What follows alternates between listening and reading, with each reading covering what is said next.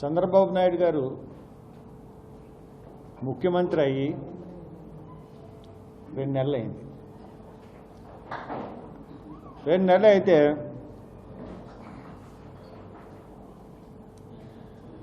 ఆయన ఫస్ట్ టైంకి పెన్షన్లు ఇచ్చేశారు. 1వ తారీఖుకి 2వ నెల కూడా ఇచ్చేశారు. కానీ చాలా ఎన్నికల్ని ప్రలోభాలకి గురి చేసి ఆయన ఎలక్షన్స్లో నెగ్గారు. మనం 2014లో ఎలక్షన్ మనం చూసుకున్నట్లయితే ఆయన పెట్టినటువంటి ఎన్నికల ప్రలోభం ఏంటంటే మెయిన్గా రుణమాఫీ. The difference between the Chandrababu Naidu and Jagan, I cannot do like that. It is very difficult for the state to pay off the loan. But Chandrababu Naidu, I will done it. ఆ ఒక్క point మీద చంద్రబాబు నాయుడు అధికారంలోకి వచ్చాడు. అధికారంలోకి వచ్చిన తర్వాత రైతు రుణమాఫీ అన్న దాన్ని సక్సెస్ చేయడంలో ఫెయిల్ అయిన కారణంగా, ఎందుకంటే 5 సంవత్సరాలు చేస్తానన్నాడు. ₹1,00,000 రుణమాఫీ అన్నది 5,000, 10,000, 20,000 ఇలాగ వేసుకుంటూ 5 సంవత్సరాలు చేసుకొచ్చాడు. బట్ ఎలక్షన్స్లో నేను చెప్పేది ఏంటంటే ఎవరన్నా సరే, ఏ పార్టీ అయినా సరే చేయగలిగిన హామీలే ఇవ్వాలి, చేయలేని హామీలని ఇవ్వకూడదు. ఇప్పుడు చంద్రబాబు నాయుడు గారికి నేను ఒక లెటర్ రాశాను. ఇది 2వ లెటర్. అఫ్కోర్స్ ఈ లెటర్ ఇక్కడ పెడుతున్నాను. మీకు కావాల్సిన వాళ్ళు స్కాన్ చేసుకుని ఫోటో తీసుకోండి. ఆయనకు రాసిన లెటర్ మీ దగ్గర ఉంటుంది. మీరు ఆయన ముఖ్యంగా సూపర్ 6 పథకాలు అని చెప్పేసి పెట్టారు. సూపర్ 6 పథకాల్లో యువతకు 20 లక్షల ఉపాధి, తర్వాత 3,000 నిరుద్యోగ భృతి ప్రతి నెల ఇస్తా అన్నాడు. ప్రతి నిరుద్యోగికి 3,000 నిరుద్యోగ భృతి ఇస్తాను. 2 నెలలు అయింది. ఒక్క నిరుద్యోగి కూడా ₹1 కూడా ఆయన ఇవ్వలేకపోయాడు. ప్రతి రైతుకు ఏటా 20,000 ఆర్థిక సహాయం చేస్తాను. ప్రతి రైతు బిడ్డకి 20,000 ఆర్థిక సహాయం చేస్తాను. రైతులందరూ వేశారు. రోజున జగన్మోహన్ రెడ్డి 11 సీట్లకు పడిపోవడానికి కారణం ఏంటి? ఎన్నో పథకాలు తీసుకొచ్చి, ఎన్నో పథకాలు పెట్టి, ఎన్నో పథకాలు నాశనం చేసి అస్తవ్యస్తమైన పాలనతో చేసినందుకే కదా 11 సీట్లకు పరిమితమయ్యాడు. మీరు 20,000 రైతులకు ఇస్తా అన్నారు. ఒక్క రైతుకు కూడా మీరు ఇచ్చిన పాపాన పోలేదు. తర్వాత ప్రతి మహిళలకు నెలకు 1,500 ఇస్తాను. Irrespect of the caste and creed, every woman should get 1,500 rupees every month. ఒక్క ఉమెన్ కూడా ఈ సూపర్ 6 పథకాలు రాగానే అమలు చేస్తామని చెప్పారు. దాంట్లో కూడా ఆయన ఫెయిల్. తర్వాత స్కూల్కి వెళ్ళే ప్రతి విద్యార్థికి ఆయన అమ్మఒడి అన్నాడు. ఈయన ఏదో పెట్టాడు, ₹15,000 ఇస్తా అన్నాడు. ప్రతి ఇంట్లో ఎంతమంది విద్యార్థులు చదువుకునే వాళ్ళు ఉంటే అంతమందికి వేస్తాం. ఇంతకుముందు ప్రభుత్వంలాగా ఒక్కళ్ళకే ఇవ్వం. 2 3 4 మేము వేస్తామన్నాడు. ఈ రోజుకి కూడా అకాడమిక్ ఇయర్ స్టార్ట్ అయిపోయింది. ఎలక్షన్స్ అయిపోయిన తర్వాత అకాడమిక్ స్టార్ట్ అయింది.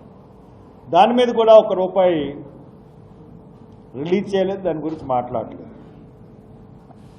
తర్వాత ప్రతి ఇంటికి ఉచితంగా ఏడాదికి 3 గ్యాస్ సిలిండర్లు ఇవ్వాలన్నాడు. మరి ఇంకా స్టార్ట్ చేయలేదు ఆ ప్రోగ్రాం. ఏడాది ఉంది కాబట్టి ఇంకా 10 నెలలు ఉంది కాబట్టి మరి 3 నెలలకు ఒక గ్యాస్ సిలిండర్ అన్నా ఇస్తాడో లేదో అన్నది మనం వీ హ్యావ్ టు వెయిట్. అంటే ఏడాది 3 అన్నప్పుడు సంవత్సరం మళ్ళీ జూన్ ఎప్పుడు ఆయన ఎక్కాడు మే 11 మే 9 ఆ టైంకి 3 సిలిండర్లు ఇచ్చేస్తే దట్స్ ఇట్ 6 అలాగా సంవత్సరానికి 3 అన్నాడు కదా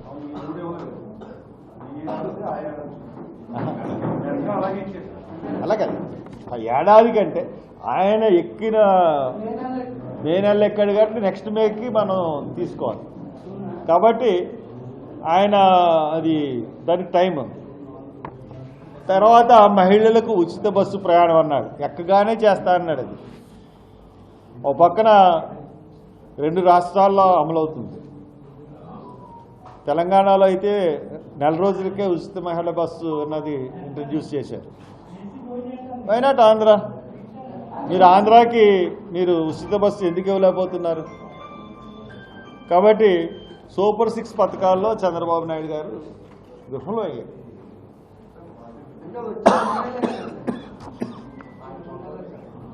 2 నెలలు 2 నెలల 15 రోజులు అయింది బట్ 4 రోజుల్లో ఉచిత బస్సు ఇచ్చింది తెలంగాణ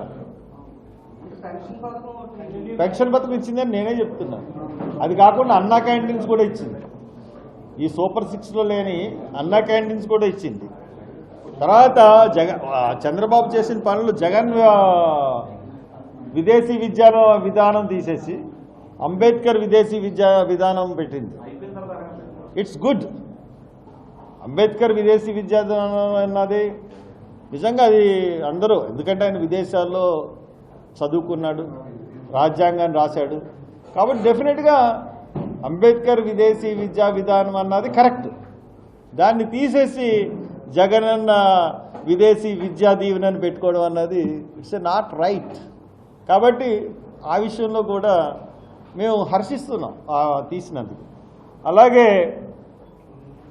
కానీ విచిత్రం ఏంటంటే పేరు మార్చాడు చెప్తే ఒక్కరికి 9 పైసా స్కాలర్షిప్ వేయలే అకాడమిక్ ఇయర్ స్టార్ట్ అయింది అలాగే వైఎస్ఆర్ హెల్త్ యూనివర్సిటీ అని వాళ్ళు మార్చారు ఎన్టీఆర్ హెల్త్ యూనివర్సిటీని మళ్ళీ తిరిగి ఈయన మార్చేసుకున్నాడు కాబట్టి దాంట్లో కూడా అది కూడా మంచి పని కిందే మేము భావిస్తున్నాం ఎందుకంటే ఎన్టీ రామారావు అన్నది కరెక్ట్ కాదు ఆయన స్థాపించాడు ఎన్టీ రామారావు కాబట్టి ఆయన పేరే ఉండాలి మధ్యలో వైఎస్కి పేరు తీసుకొచ్చి ఆయన పేరు పాడు చేసి అది చేయడం అన్నది మేము ఒప్పుకోం అలాగే జగనన్న విద్యా దీవెన జగనన్న వసతి విద్యా వసతి జగనన్న విద్యా కానుక డైరెక్ట్గా స్టూడెంట్స్కి వేసేయడం అన్నది మొదలుపెట్టాడు ఈ అన్ని పేర్లు మార్చేశారు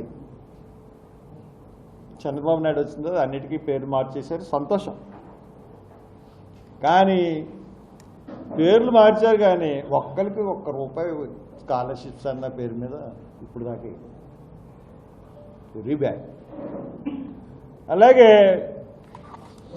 2014-19 చంద్రబాబు నాయుడు ముఖ్యమంత్రిగా ఉన్నప్పుడు ఆయన డైరెక్ట్గా ఫీజు రియంబర్స్మెంట్లో కాలేజెస్కే ఈ జగన్ వచ్చిన తర్వాత స్టూడెంట్స్కి వేయడం మొదలెట్టాడు ఆయన ఏం చేశాడంటే కాలేజీలకే ఇవి ఏం చేశాడంటే కాలేజీలకి డైరెక్ట్గా విద్యార్థులకి ఇచ్చిన ఫీజు రియంబర్స్మెంట్ వేసింది అప్పుడు ఆయన ఉన్న బాకీ పాత ముఖ్యమంత్రిగా 5 సంవత్సరాల క్రితం ఉన్న బాకీ మా కాలేజీకే ₹1,00,00,000 పైన ₹1,17,00,000 మొత్తం రాష్ట్ర వ్యాప్తంగా మనం చూసుకున్నట్లయితే సుమారు 100 కోట్లు 800 కోట్లు 900 కోట్లు లేకపోతే 1,200 కోట్లు ఉంటాయి పాపం మోహన్ బాబు ఆ రోజున అందరు నిరాహార దీక్ష చేశాడు ఇప్పటికీ ఆయనకి రాలేదు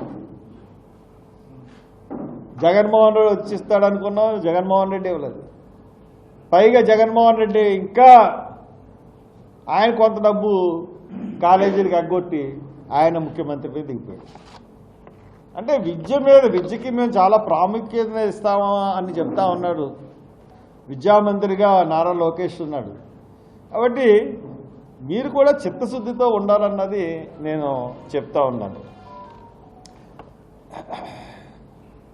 తర్వాత ఎస్సీ బీసీ ఎస్టీలకి మరి లోన్స్ విషయంలో జగన్మోహన్ రెడ్డి ప్రభుత్వం కంప్లీట్గా ఫెయిల్ అయింది ఎస్సీ కార్పొరేషన్ ద్వారా ఒక్క లోన్ ఇవ్వలేదు ఎస్టీ కార్పొరేషన్ ద్వారా ఒక్క లోన్ ఇవ్వలేదు బీసీ కార్పొరేషన్లకి ఒక్క లోన్ ఇవ్వలేదు, అలాగే కాపు కార్పొరేషన్కి ఒక్క లోన్ ఇవ్వలేదు.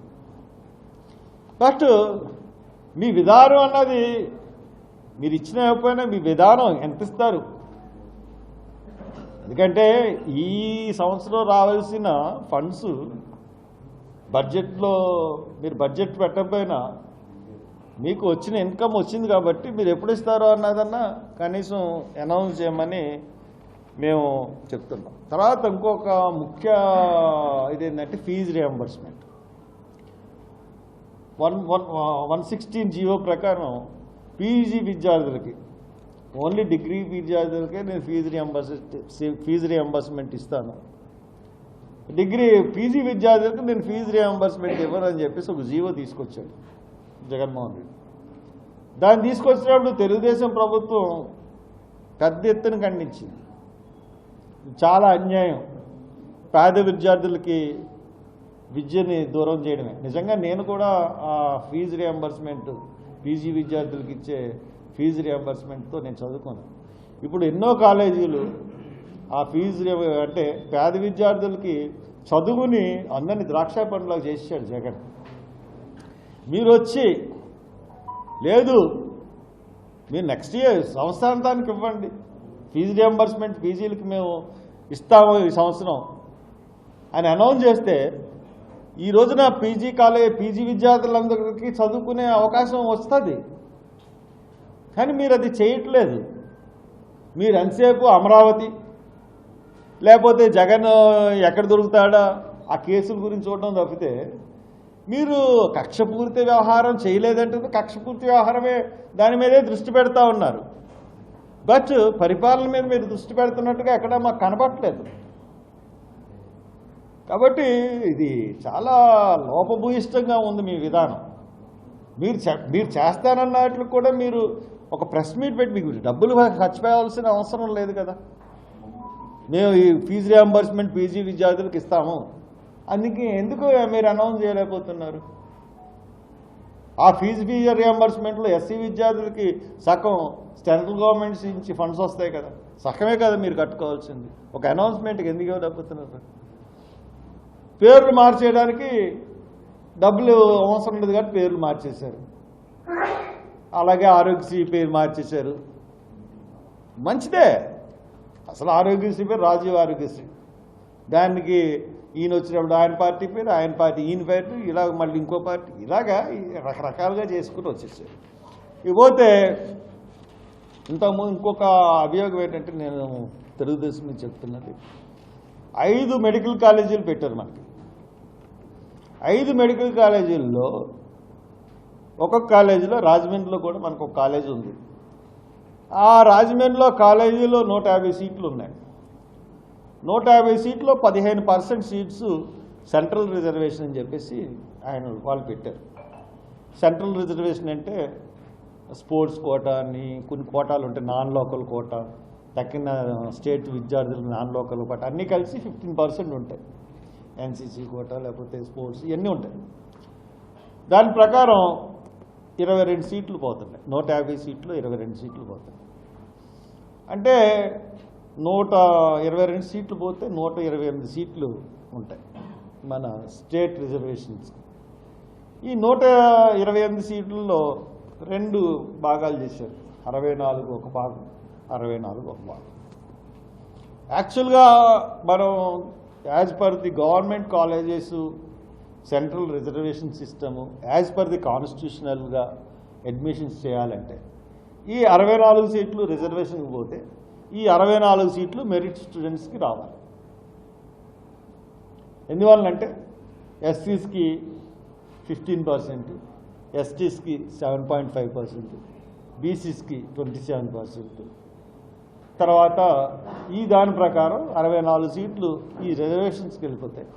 ఈ 64 సీట్లు మెరిట్కి వెళ్తాయి. కానీ జగన్మోహన్ రెడ్డి ఏం చేశాడంటే ఈయన మీద ప్రాసిక్యూషన్ చేయాలి. ఎందుకంటే రాజ్యాంగంగా ఉన్న రిజర్వేషన్ని గవర్నమెంట్ కాలేజీలు అమలు చేయకుండా ఈ 128 సీట్లని 2 విభాగాల కింద విభజించాడు. ఆయన ఉద్దేశం ఏంటంటే ఫీజు రియంబర్స్మెంట్ తీసేయడంలో కానీ ఇది పెట్టడంలో కానీ డబ్బులు ఉన్న వాళ్ళే చదువుకోవాలి ఉన్నత విద్య, డబ్బులు లేనివాడు చదువుకోకూడదు అన్నది ఆయన మోటివ్. ఎందుకు చెప్తున్నానంటే ఈ 128 సీట్లలో ఒక 64 సీట్లు, ఒక 64 సీట్ల కింద 2 కింద విభజించాడు. ఈ 64లో ఈ సెకండ్ 64లో ఏం చేశాడంటే 35% self finance, NRI or management quota 64 అంటే డబ్బులు. దీనికి సెల్ఫ్ మేనేజ్మెంట్కి ఎంత పెట్టాడు ఫీజు? 12 లక్షలు పెట్టాడు పర్ ఇయర్ ఎంబీబీఎస్కి. ఎన్ఆర్ఐలకి మేనేజ్మెంట్ కోటాకి ఎంత పెట్టాడంటే 20 లక్షలు పెట్టాడు 15 సీట్లకి. అంటే 15 సీట్లు అంటే 15% అంటే 10 సీట్లు 20 లక్షలు పెట్టాడు. 24 సీట్లు సెల్ఫ్ ఫైనాన్స్కి 12 లక్షలు పెట్టాడు.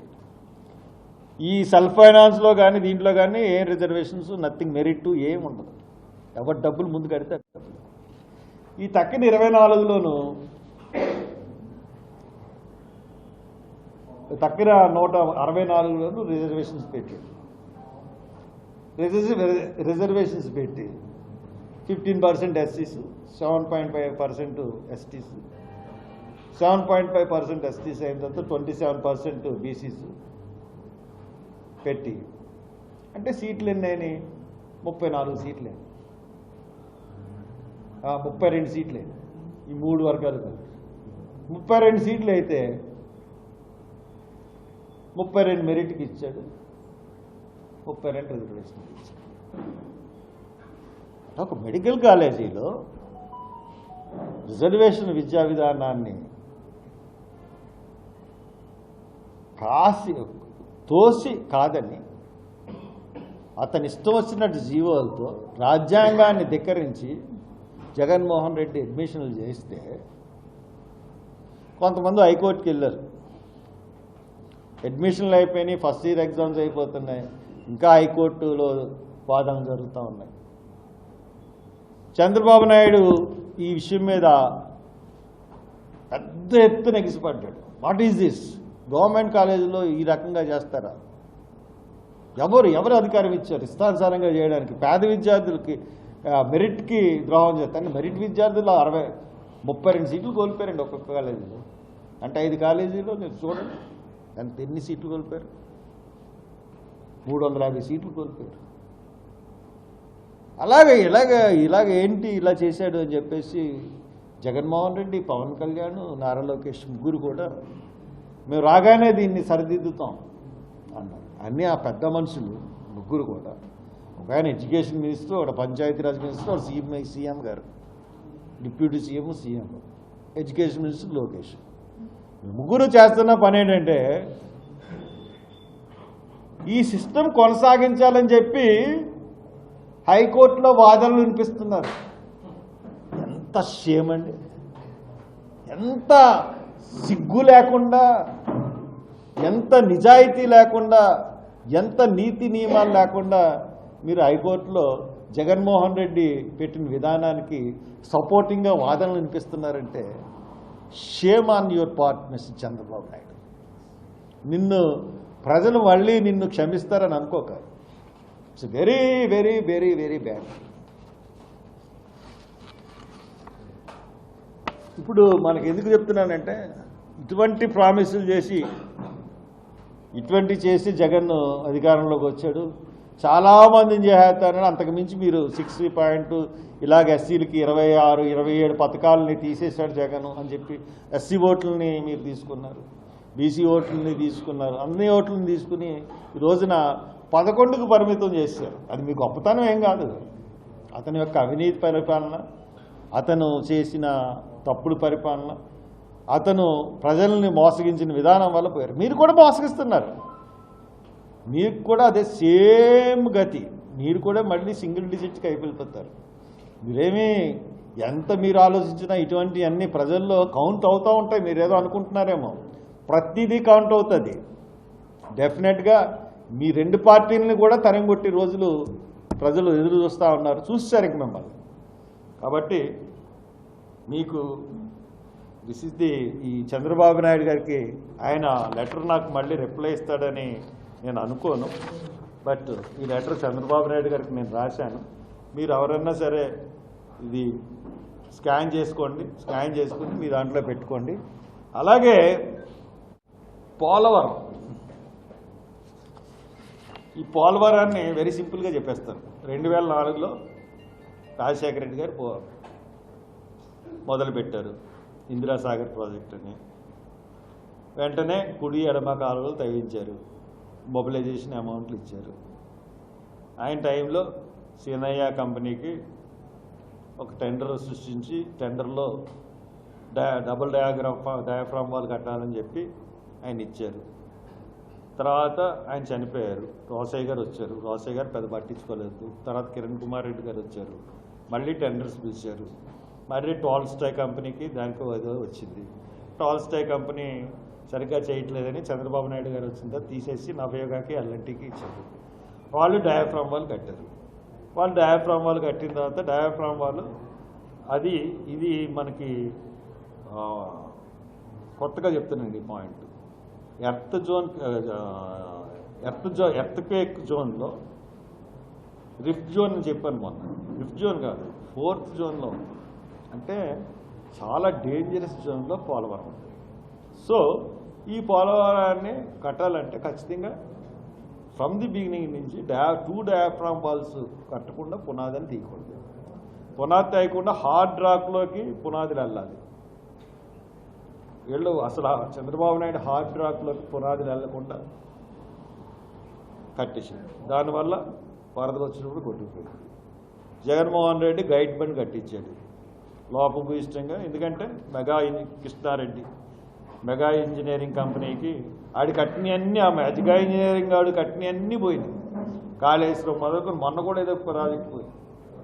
మరి ఆడికి ఎందుకు ఇస్తున్నారో, ఆడు ఎంత డబ్బులు ఇస్తున్నాడంటే మనం చూసాం. ఏది ఈ బాండ్స్ ఇచ్చినప్పుడు ఆడు బీజేపీకి బాండ్స్ ఇచ్చాడు, కాంగ్రెస్కి బాండ్స్ ఇచ్చాడు, టీఆర్ఎస్కి బాండ్స్ ఇచ్చాడు. ఏంటంటే కాంట్రాక్టర్లు దీని మీద వచ్చిన డబ్బులన్నీ కూడా మెగావాడు చేసి పనులు ఆయన అసలు సస్పెన్షన్ లిస్టులో పెట్టారు. ఆ గైడ్ బండ్కి ఎంత ఖర్చు అయింది? 82 కోట్లు ఖర్చు అయింది. ఆడి దగ్గర నుంచి వసూలు చేయాలి. అది ఎందుకు పనిచేయదు గైడ్ బండ్?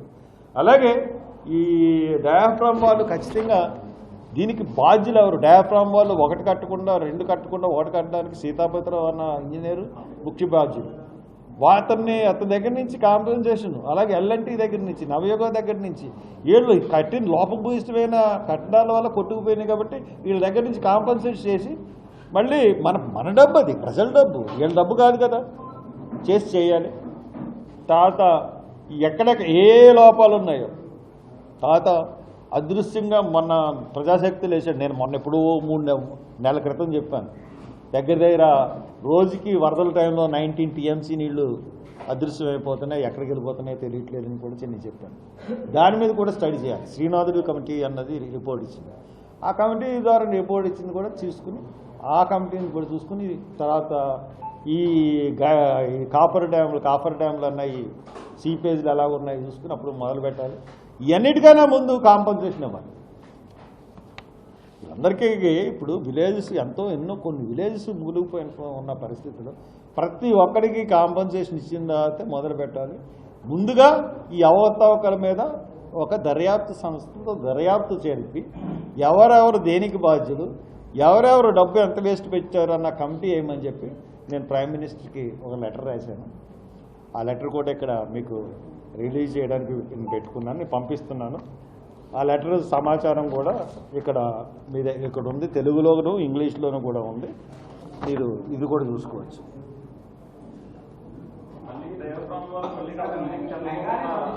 డయాఫ్రామ్ వాళ్ళు కొట్టుకుపోయింది కాబట్టి డయాఫ్రామ్ వాళ్ళు కట్టాలంటే ఇప్పుడు ఏం చేయాలి? డబుల్ డయాఫ్రామ్ వాళ్ళు కట్టాలి.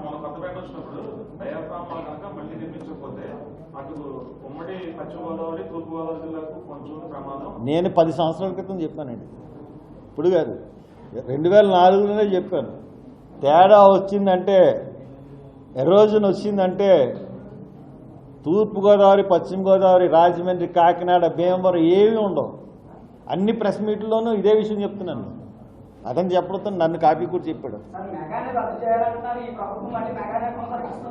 అదే మరి కమిషన్లు బాగా ఇస్తుందండి మెగా.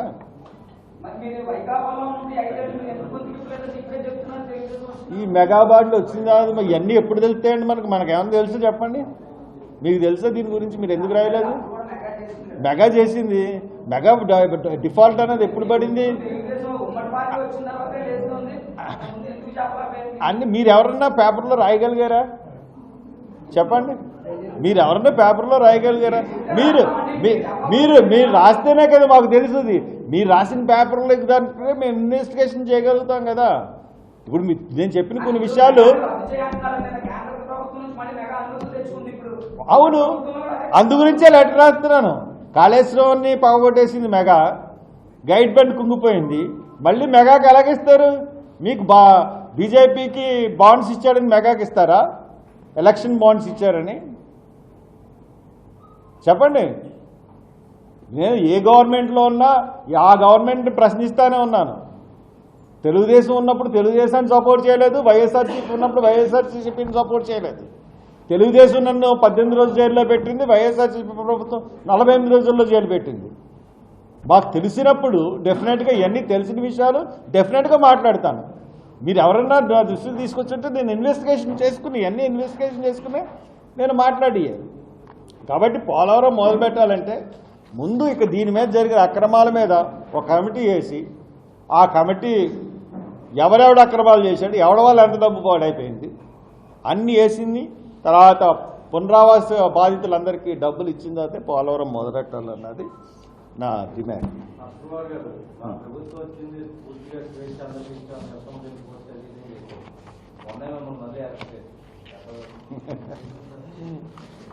నేను చెప్తాను ఇవన్నీ అయిపోయినాయి. తర్వాత ఇది మెడికల్ సీట్ల గురించి నేషనల్ కమిషనర్కి ఒక లెటర్ రాశానండి. నేషనల్ మెడికల్ కమిషన్కి వీళ్ళు చేస్తున్న అవకతవకలపై నేషనల్ మెడికల్ కమిషన్కి ఒక లెటర్ రాశాను.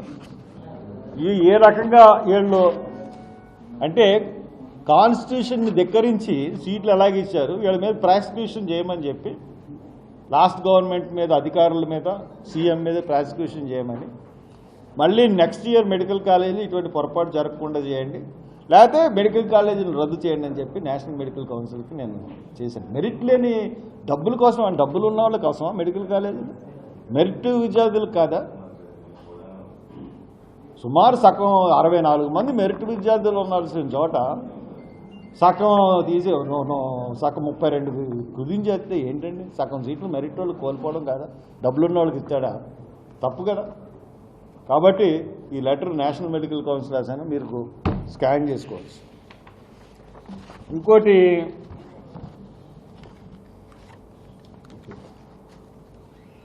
సిబిఐకి లెటర్ రాశానండి. మీకు ఇంతకుముందు నేను చెప్పాను, విశాఖపట్నం పోర్టులో 25,000 కేజీల కొకైన్ పట్టుకున్నారు. అది ఇంటర్పోల్ ద్వారా మన సిబిఐకి సమాచారం వచ్చిన తర్వాత ఎలక్షన్స్ ముందు మార్చి 16న ఆ పోర్టు బ్రెజిల్లో కుదిరింది. 19న ఇంటర్పోల్ సిబిఐకి సమాచారం ఇచ్చింది. సిబిఐ 19వ తారీఖునే రైడ్ చేసి ఆ షిప్ని పట్టుకుంది. తర్వాత నెక్స్ట్ డే సిబిఐ వాళ్ళు ప్రెస్ మీట్ పెట్టి ఇలాగ 25,000 కేజీల కొకైన్ డ్రై ఈస్తో కలిపి పట్టుకున్నారు అని అనౌన్స్ చేశారు. దాని తర్వాత ఇప్పుడు దాకా ఎటువంటి స్టేట్మెంట్, దాని గురించి ఎటువంటి అప్డేట్స్ ఏమైంది? ఒక్క సిబిఐని ఇన్ఫ్లుయెన్స్ చేయగలిగాడు ప్రైమ్ మినిస్టర్ ఒక్కడే ఈ రాష్ట్రంలో, ఈ దేశంలో. అంటే ప్రైమ్ మినిస్టర్కి ఏమైనా సంబంధాలు ఉన్నాయా దీంట్లో? లేదంటే ఆ రోజున గవర్నమెంట్లు చంద్రబాబు నాయుడు, జగన్మోహన్ రెడ్డి, ఈయన ప్రతిపక్షంలో ఉన్నాడు, ఈయన అధికారం పక్షంలో ఉన్నాడు. ఆయన ప్రతిపక్షంలో ఉన్నప్పుడు ఈయన అధికారం పక్షంలో ఆయన మీద తెగ విమర్శలు చేసుకున్నారు. ఈయన అధికార పక్షం అయ్యాడు చంద్రబాబు, ఏం మాట్లాడలేదు దీని మీద. జగన్ ప్రతిపక్షం అయ్యాడు, దాని గురించి కూడా ఆయన ఏం మాట్లాడలేదు. సో దీని మీద సిబిఐకి ఎందువల్ల మీరు ఇన్వెస్టిగేషన్లో మాకేం చెప్పట్లేదని ఒక లెటర్ రాశాను. ఇది కూడా మీరు స్కాన్ చేసుకుని ఇవన్నీ కూడా నేను రిజిస్టర్ పోస్ట్ చేస్తున్నాను. ఇకపోతే ఈ లెటర్ రిజర్వ్ బ్యాంక్ గవర్నర్కి రాశాను. రిజర్వ్ బ్యాంక్ గవర్నర్కి ఎందుకు రాశానంటే, ఇప్పుడు మీ ఇంట్లో నువ్వు డబ్బులు కట్టలేదు బ్యాంక్కి, ఏం చేస్తారు? నోటీస్ ఇస్తారు. నోటీస్ ఇచ్చిన తర్వాత జప్తు చేస్తారు. నేను స్వయంగా నేను చెప్తున్నాను, నేను కాలేజీ బిల్డింగుల గురించి 1,35,00,000 అప్పు చేశాను బ్యాంక్ ఆఫ్ బరోడాలో. 1,35,00,000 అప్పు చేసి ఈ ఫీజు రియంబర్స్మెంట్ సరిగ్గా గవర్నమెంట్ ఇవ్వక నేను కట్టలేకపోయాను. అప్పటికి అప్పుడప్పుడు అలా కట్టి ఫీజు రియంబర్స్మెంట్ విధానం ముందు వరకు కూడా చాలా సాఫీగా కట్టుకున్నాను. ఫీజు రియంబర్స్మెంట్ విధానం వచ్చిన తర్వాత కాలేజీలన్నీ నాశనం అయిపోయింది. మీకు తెలీదు. మాకు ఎవడు జాయిన్ అవుతున్నాడో వాడు కట్టుకుని కూడా చక్కగా ఉండేది. ఇది వచ్చిన తర్వాత సంవత్సరానికి ఇవ్వడం, నెక్స్ట్ ఇయర్లో ఇవ్వడం, దాంతో జీతాలు ఇవ్వడానికి ఇబ్బంది, అన్నిటికీ ఇబ్బంది పడి బ్యాంక్ ఎన్పే అయిపోతే పేపర్లో నా ఇల్లు వేలానికి అమ్మకానికి పెట్టేశాను. వేలం నోటీస్ వేశారు, అన్ని పేపర్లోనే వేశారు. అప్పుడు మళ్ళీ ఇల్లు కొంత కట్టి ఆఫ్ చేసుకుని అలాగే నానా కష్టాలు పడి మొత్తం మీద అప్పటికి 70 లక్షలు కట్టాం. తర్వాత వన్ టైం సెటిల్మెంట్ చేసుకుని మళ్ళీ 1,45,00,000 తీసుకున్నది. 1,35,00,000 నేను కట్టింది వన్ టైం సెటిల్మెంట్ 1,45,00,000. 1,45,00,000 70 లక్షలు ఏమో ముందు కట్టింది. అంటే 2,35,00,000 ఎంత కట్టాను. తీసుకున్నది 1,30,00,000. అలాగా నాకు బ్యాంకులు అంత దారుణంగా విసిగించి డబ్బులు వసూలు చేస్తాయి. మరి మోడీ గారు ఈ 10 ఇయర్స్ టెన్యూర్లో 2014 నుంచి 2024 వరకు ఈ 10 lakhs టెన్యూర్లో 25 లక్షల కోట్ల బాకీని వైప్ ఆఫ్ చేశారు. 25 లక్షల కోట్లు, నాది ఒక్క కోటే. 25 లక్షల కోట్లు అంటే మనం ఊహించలేం. 25 లక్షల కోట్లు ఎవరికి చేశారు? కార్పొరేట్ కంపెనీస్కి, ఇండివిజువల్స్కి, బడా నేతలకి చేశారు. ఇది ఎవరు చెప్పారు మనకి? రిజర్వ్ బ్యాంక్ ఆఫ్ ఇండియా చెప్పింది. రైట్ టు ఇన్ఫర్మేషన్ యాక్ట్ కింద రాజస్థాన్ ఒకతను పెడితే రైట్ టు ఇన్ఫర్మేషన్ కింద 25 లక్షల వేల కోట్లు మాఫీ చేశారు. బ్యాంక్స్కి, కొన్ని కంపెనీస్కి, కొంతమంది ఇండివిజువల్స్కి చేశాము అని చెప్పారు. I'm asking the government, you should reveal the names of the companies and the individuals. You must reveal. Reserve bank of ఇండియాని అడుగుతా ఉన్నాను, ఆ కంపెనీలు ఏంటి? ఈ 25 లక్షల కోట్ల మాఫీ చేసిన కంపెనీలు ఏంటి? వ్యక్తులు ఎవరు? వాళ్ళ పేర్లన్నీ బయట పెట్టండి. లేదంటే దీని మీద సుప్రీంకోర్టులో నేను పిల్లేస్తాను. ఇంతకుముందు కూడా మీరు పార్టీలకి బాండ్స్ ఇవ్వచ్చు, ఎలక్ట్రోలైట్ బాండ్స్ ఇవ్వచ్చు అంటే తీసేసుకుని ఇష్టానుసారంగా చేస్తే ఎవరో పిల్లేస్తే సుప్రీంకోర్టు బయట పెట్టించింది. అలాగే డెఫినెట్గా 25 లక్షల కోట్లు అంటే మామూలు విషయం కాదు. కాబట్టి మీరు బయట పెట్టండి అని గవర్నర్ ఆఫ్ రిజర్వ్ బ్యాంక్ని అడుగుతున్నాను. లేదంటే మీరు ఖచ్చితంగా సుప్రీంకోర్టులో దీని మీద పిల్లికి నేను వెళ్తున్నాను.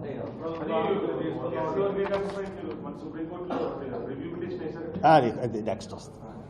ఇప్పుడు తర్వాత ఇంకోటి ఏంటంటే ఈ వర్గీకరణ. ఒక నిమిషం.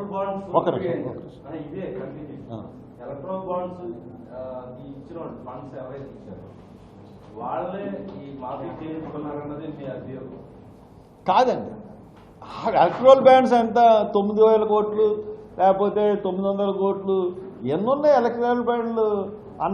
అన్ని చూస్తే 100 కోట్లు కూడా లేవు. అది ఎలక్ట్రల్ బాండ్ ఇచ్చింది నథింగ్.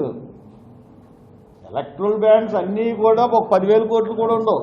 అన్ని పార్టీలకు ఇచ్చినాయి 12,000 కోట్లు ఎంతో ఉన్నాయి. దాంట్లో మ్యాక్సిమం 9,000 కోట్లు ఎంతో బీజేపీకి ఇచ్చినాయి. టెక్నాలజీకి ఇచ్చినాయి చాలా తక్కువ. కానీ ఈ ఎలక్ట్రల్ బ్యాండ్స్ నథింగ్. కానీ వాళ్ళే బయట పెట్టారు. ఈ 25 లక్షల కోట్లు ఎందుకు బయట పెట్టరు? పెట్టాలి కదా, మన డబ్బు, అది ప్రజల డబ్బు. నువ్వు గవర్నమెంట్లో ఉన్నావు, నీ ఇష్టం వచ్చినోడికి నువ్వు ఇచ్చేయడవా? అంతకన్నా స్కామ్ ఏముందండి? స్కామ్లు లేని ప్రభుత్వం. ఇంతకన్నా పెద్ద స్కామ్ ఇండియాలో ఇప్పుడు దాకా జరిగిందా? 25 లక్షల కోట్లు scam. This is the scam. కాబట్టి ఖచ్చితంగా అది బయట పెట్టాలి. అండ్ దెన్ వర్గీకరణ విషయంలో నిన్న సుప్రీంకోర్టులో నేను ఫోన్ ఎదురా ఐఫోన్ సుప్రీంకోర్టు విషయంలో నేను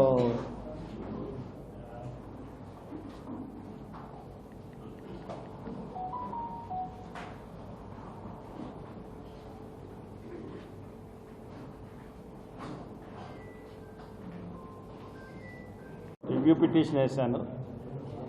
డైరీ నెంబర్ వచ్చి 38,729/2024. తర్వాత ఇది కేసు నెంబర్ వచ్చి ఆర్పిసి నెంబరు. నేను స్టేట్ పంజాబ్ చీఫ్ సెక్రటరీ మీద వేశాను. నేను అడ్మిట్ అంటే నిన్న తీసుకున్నారు, ఇది డెఫినెట్గా అడ్మిట్ అవుతుంది. మా దాంట్లో ఉన్న విషయాలు ఏంటంటే, దీంట్లో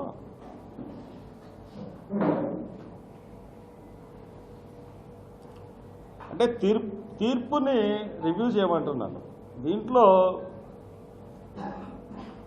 341 ప్రకారం ఎట్టి పరిస్థితుల్లోనూ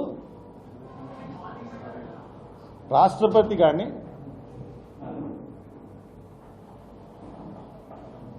కేంద్ర మంత్రివర్గం కానీ విభజించకూడదు. పార్లమెంట్ ఒకటే. రాజ్యాంగ తీర్మానం ద్వారా 341 మార్చవచ్చు. 341 అర్థాన్ని మార్చేయడానికి మీకు ఎవరు హక్కు ఇచ్చారు? సుప్రీంకోర్టుకి. 341 మార్చడానికి మీకు అధికారం ఎవరు ఇచ్చారు? మీరు రాష్ట్రాలకి అధికారం ఇస్తే రాష్ట్రాలు ఈ అధికారంతో వర్గీకరణ చేయగలవు. 341 అమెండ్ చేయడానికి రాష్ట్రాలకు అధికారం లేదు కదా. మరి రాష్ట్రాలు ఏ విధంగా అమెండ్ చేస్తాయి 341 అంటే no change in the SC STs. 341 and 342 main ఆ రీజన్తో నేను వేయడం జరిగింది. తర్వాత ఈ షెడ్యూల్ కులాల్లో అన్ని కులాలకి కూడా సమాన హక్కులు కావాలి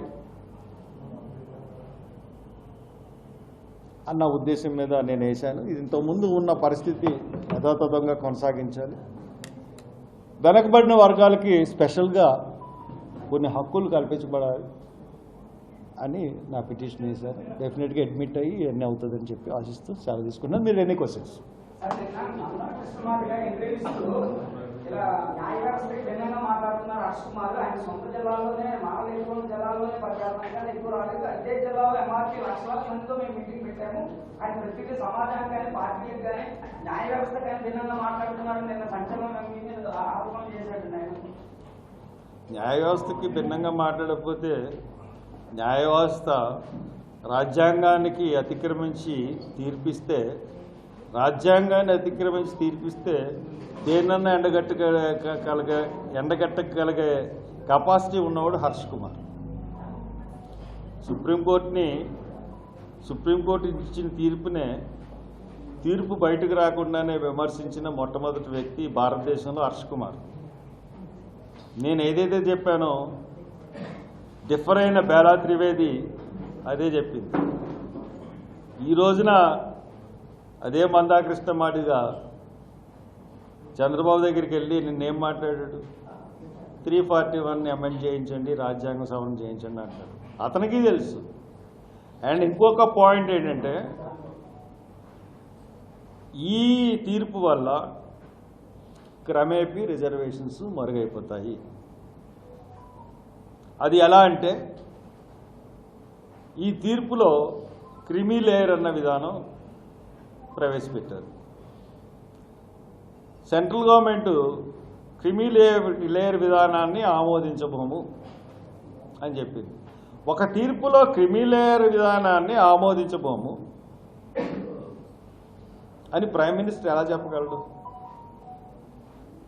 రాష్ట్రాలకి రిజర్వేషన్ ఇవ్వడాన్ని సమర్థిస్తాడట, క్రిమి లేయర్ని ఆమోదించు. ఒక తీర్పులో ఉన్న రెండు సబ్జెక్ట్ని రెండు అబ్జెక్ట్ చేయాలి, అయితే రెండు చేయాలి. Who is who?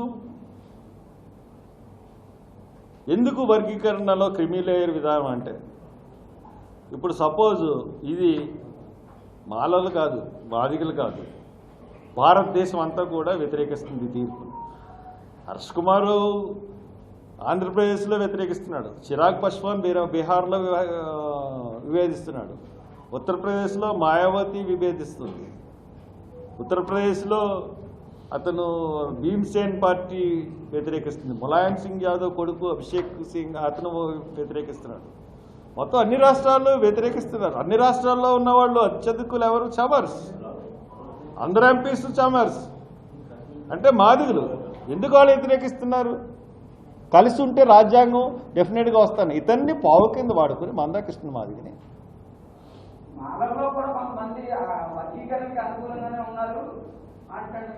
అది కాదండి నేను చెప్పిన మాల్లో వర్గీకరణకి ఎవరు ఇప్పుడు నేను చెప్తున్నాను, ఇంకొక నెల రోజుల లోపులోనే ఈ వర్గీకరణ అన్నది వద్దు అని మాదిగలే డిమాండ్ చేయబోతా ఉన్నారు. ఎందు గురించి అంటే ఈ క్రిమి లేయరు అన్నది ఎంత డేంజర్ అంటే, మనందరికీ కూడా రిజర్వేషన్ ఉన్న నా కొడుకులే ఇంకా రిజర్వేషన్లు పొందుతున్నారు, కలెక్టర్ కొడుకులు కలెక్టర్లు అవుతున్నారు, ఎస్పీ కొడుకులు ఎస్పీలు అవుతున్నారు, ఈ క్లాస్ 1 ఆఫీసర్ల కొడుకులు క్లాస్ 1 ఆఫీసర్లు అవుతున్నారు. అట్టడుగులు ఉన్న జాతికి ఏమో రిజర్వేషన్లు అందట్లేదు. కాబట్టి క్రిమి లేయర్ పెట్టడం సమంజసమే మనందరం అనుకుంటాం. కొంతవరకు కరెక్ట్ అది. కానీ అసలు విషయం ఏంటంటే క్రిమి లేయర్లో ఇప్పుడు మా స్కావెంజర్ మా స్వీపర్ ఉన్నాడు, మున్సిపాలిటీలో పనిచేస్తున్నాడు. అతనికి గవర్నమెంట్ రిజర్వేషన్ వల్ల స్వీపర్ ఉద్యోగం వచ్చింది. అతనికి నెలకి 18,000, 15,000, 20,000 అంత వస్తుంది. అతను కొడుక్కి నెక్స్ట్ క్రిమి లేయర్ వల్ల రిజర్వేషన్కి అనర్హుడు. What is the dangerous point? మీరు ఇంకా ఏం చేయాలి? ఈ రిజర్వేషన్లో అట్టడుగున్న స్థాయికి వెళ్ళాలంటే బిలో పావర్టీ లైన్ వాళ్ళకి ముందు రిజర్వేషన్స్ ఇవ్వండి, పైన ఉన్న వాళ్ళు తీసేయండి, బిలో పావర్టీ లైన్కి ఇవ్వండి. ఆ టైప్ ఆఫ్ మీరు విడదీయరాని కులాలని, ఒక షెడ్యూల్లో చేయబడిన కులాలని మీరు విడదీయడానికి ప్రయత్నించకండి. విడదీయకుండా క్రిమి లేయర్ లేకుండా అట్టడుగులున్న వాళ్ళకి ఫస్ట్ ప్రిఫరెన్స్ ఇచ్చి అలాగా ఆ ప్రిఫరెన్స్ని పై వరకు పెంచుకుంటే వెళ్ళండి. Not the merit. మెరిట్ అంటే బిలో పావర్టీ లైన్లో మెరిట్ స్టూడెంట్స్కి ఇవ్వండి, దాని తర్వాత ఇంకో స్టెప్ వెళ్ళండి, ఆ తర్వాత ఇంకో స్టెప్, అలాగా మీరు రిజర్వేషన్ ఇస్తే అట్టడుగున్న స్థాయికి వెళ్తుంది. కానీ వీళ్ళు విభజించుకున్నాడండి, ఏబిసిడి విభజించుకున్నారు. మాలల్లో డబ్బులు ఉన్న వాళ్ళకి, బాగా చదువుకున్న వాళ్ళకి, బాగా ఐఏఎస్ ఆఫీసర్లు వాళ్ళకి రిజర్వేషన్ పోతాయి. మాదిగల్లో బాగా చదువుకున్న వాళ్ళకి వాళ్ళకి పోతాయి. మాదిగ ఉపకులాల్లో అట్టడుగు స్థాయి ఉన్న కులానికి రిజర్వేషన్ అందుతుందండి? అందదు కదా. మాలల్లో అట్టడుగున్న కులాల్లో ఉన్న వాళ్ళకి రిజర్వేషన్ అందుతుంది? అందదు కదా. రెల్లి కులాల్లో అట్టడుగులు ఉన్న వాళ్ళు ఇప్పటికీ కొన్ని జాతులు కొన్ని కులాలకైతే రిజర్వేషన్ ఒక్క పర్సెంట్ కూడా వెళ్ళలేదు. ఒక్కళ్ళు కూడా గవర్నమెంట్ పాలన అనుభవించలేని పరిస్థితి ఉంది. దాని గురించి సుప్రీంకోర్టు ఆలోచించాలి, ప్రభుత్వం ఆలోచించాలి. తప్పితే ఇది sub categorisation is not a permanent solution for the reservations. So ఎందుకంటే ఇతను మందాకృష్ణ అన్న అతను ఇప్పుడు దేశంలో ఎక్కడా వర్గీకరణ గురించి రాలేదు. ఇతను ఎందుకు ఫైట్ చేస్తున్నాడు? ఇతను మనువాదుల శక్తిలో, మనువాదుల చేతిలో ఒక ఓటు బ్యాంక్ కింద. ఎందుకంటే ఇతను చెప్తే వీళ్ళ వరకు వింటుంది కాబట్టి చంద్రబాబు జారదీసి ఇతను విషబీజం నాటించాడు. దాన్ని గుర్తించి ఒక క్యాస్ట్ మీటింగ్ విశ్వరూప సభకి ఎవడన్నా ప్రైమ్ మినిస్టర్ ఉన్నవాడు, ఎవడన్నా బుద్ధి ఉన్నవాడు, జ్ఞానం ఉన్నవాడు ఎవడన్నా ప్రైమ్ మినిస్టర్ ఒక కుల మీటింగ్ వెళ్తాడండి? ఆ విశ్వరూప సభకి వెళ్ళి నేను కూడా పాల్గొంటున్నాను, నేను కూడా ఫైట్ చేస్తాను prime minister. Is it right? Parliament అంటే ప్రైమ్ మినిస్టర్ కింద ఉండి ఒక కులసభకు వెళ్ళొచ్చా? You are prime minister for the all, not for Madigas and not for the Malas. అంత విజ్ఞత లేని మనిషి, ఓటు గురించి ఆ ఓటింగ్ మిషన్లు మార్చే మనిషే మన మోడీ. కాబట్టి అతని గురించి ఇంకంతకన్నా ఎక్కువ అవసరం లేదు. అన్నిట్లో దోషి మోడీయే. కాబట్టి అతను ఒక పావు. అతన్ని సపోర్ట్ చేస్తున్న వాళ్ళు ఎవరున్నారండి భారతదేశంలో? ఆంధ్రప్రదేశ్లో ఈ వీళ్ళ ఓట్ల గురించి చంద్రబాబు సపోర్ట్ చేయొచ్చు, లేకపోతే జగన్మోహన్ రెడ్డి సపోర్ట్ చేయొచ్చు, లేకపోతే రేవంత్ రెడ్డి సపోర్ట్ చేయొచ్చు, లేదంటే కేసీఆర్ సపోర్ట్ చేయొచ్చు, అది వీళ్ళెవరన్నా సపోర్ట్ చేయ బీజేపీ సపోర్ట్ చేయొచ్చు. కానీ భారతదేశంలో ఉన్న ఏ నాయకుడు కూడా సపోర్ట్ చేయడు. ఇతను వెళ్తున్నదంతా దగ్గర కూడా అగ్రవర్ణ నాయకుల దగ్గరికే. ఒక్క జాతీయ నాయకుడు, ఒక్క ఎస్సీ నాయకుడి పేరు చెప్పగలరా సపోర్ట్ చేస్తున్న నాయకుడిని? That is Manda Krishna Madiga. But అందరూ కూడా రేపు 19వ తారీఖున సెప్టెంబర్ 11న మళ్ళీ ఈ బంద్ పూర్తిగా సక్సెస్ అయింది. ఇది ఆల్ ఇండియా బంద్. మళ్ళీ ఇంకా నేను నా మీటింగ్ గురించి మాట్లాడడానికి ఏం అర్హత ఉంటుందండి? ఆ రోజున మీరు అందరూ ఉన్నారు, రాజమండ్రి మునిగిపోయింది. కాబట్టి దానికి మళ్ళీ నేను రేపు 11వ తారీఖున మళ్ళీ మా కార్యక్రమం ఏమిటో ఇప్పుడు ఆల్ ఇండియా కార్యక్రమం అనౌన్స్ చేశారు. ఆల్ ఇండియా కార్యక్రమంలో 11వ తారీఖు మేము ఏం చేస్తామన్నది మీకు తర్వాత. Thank you.